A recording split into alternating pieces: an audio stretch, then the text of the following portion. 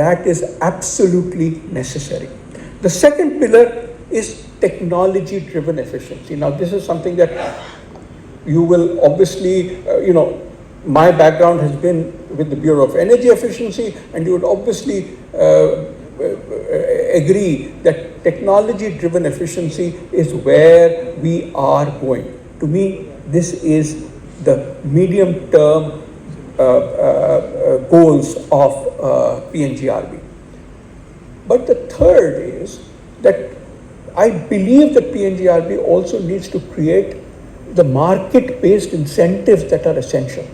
And I would argue that these need to go beyond the demos that are being done, the individual cases where we have shown that it is viable for new kinds of sources to be used, new kinds of technologies to be used. What we need to do is to ensure how this. Jain Sahab, I have taken the liberty of moving ahead. One truck full of sand, turtle. I have been on the road for 25 minutes. Wow. This is the security we should talk about. So there are many ways of looking at security. We obviously are looking at the geopolitical crisis, but we're also looking at overturned trucks of sand. Because in my view, debottlenecking includes all of these. I would suggest that infrastructure debottlenecking is as important for the flow of molecules in the pipelines as it is for the flow of cars on roads. Consequently, I moved to something that the PNGRB has already done, which is looking at how do we inject CBG into the pipelines. I think it's absolutely essential. It needs to be done today, if not yesterday, because we have a regime which promotes CBG. We need to see how its injection into the pipelines, whether it's PNG pipelines or it is the longer distance LNG pipelines, we will need to see how this can be accelerated. It is as much about the increase in the CBG use as it is increase in CBG production as it is in the injection. And I'm absolutely delighted at the rules that were, the guidelines that were put out for the inclusion of CBG into the, for the injection into the pipelines, which to me the most important issue is obviously the quality of the gas makes sense, but most importantly it's the temperature, the skids that are needed in order to enable the temperature equilibrium to be established, which is the most important issue. And I'm absolutely delighted that PNGRB has moved on this issue. The second issue which I want to focus on is compressor electrification. Now, as I was sharing with some of your colleagues, compressors is an area that I have been involved in for a very, very long time. I first became involved with GAIL when we were looking at procurement on LCOE basis rather than on the basis of first cost alone. But what it told me even at that time was that there is even at the, this is like 12 years ago, 15 years ago, the key issue is the cost of gas and the cost of electricity. The cost of electricity is lower in compressor use than gas use.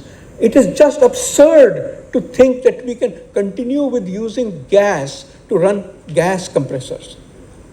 If you ask me, electricity makes much greater sense.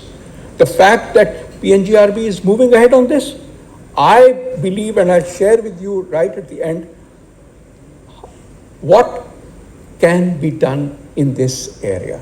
I would strongly argue that just do the economics on a back of envelope. You don't have to do anything more detailed. You will find that running compressors on electricity is far cheaper than running it on gas, even though the gas is available there itself.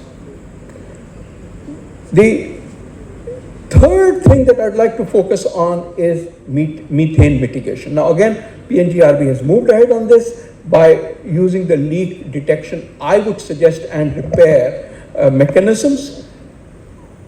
The key issue is that for each of you, the margins that you get increase dramatically.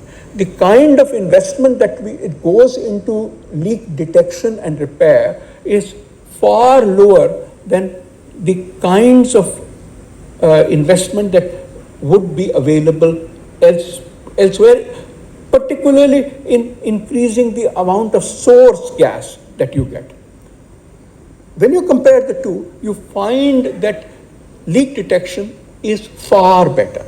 I would strongly argue that this needs to be prioritized as far as each company is concerned. I think you have moved very rightly to the issue of the three zone moving to the two zone. And I'm assuming that the two zone will move to the one zone pricing. This is amazingly important because what we are seeing is a very lopsided development. We are seeing that gas-based industry is coming up within the first 300 kilometers of a pipeline. This is absurd because what it does is that it provides a very strong incentive for people not to site gas-based industry further down the length of the pipeline. In my view, I believe you should move as quickly as possible. I think the zone 2 rates have already become 110 rupees or something? Something of that sort. But 110 or something, yeah. I believe that going to a single zone price would be beneficial both for the user and for the gas transport companies as well. This leads to the next issue of common carriers. Again, this is something on which I think there is some amount of consultation that has started on this. But I think the key issue is I would very strongly urge a white paper on how you go about doing it.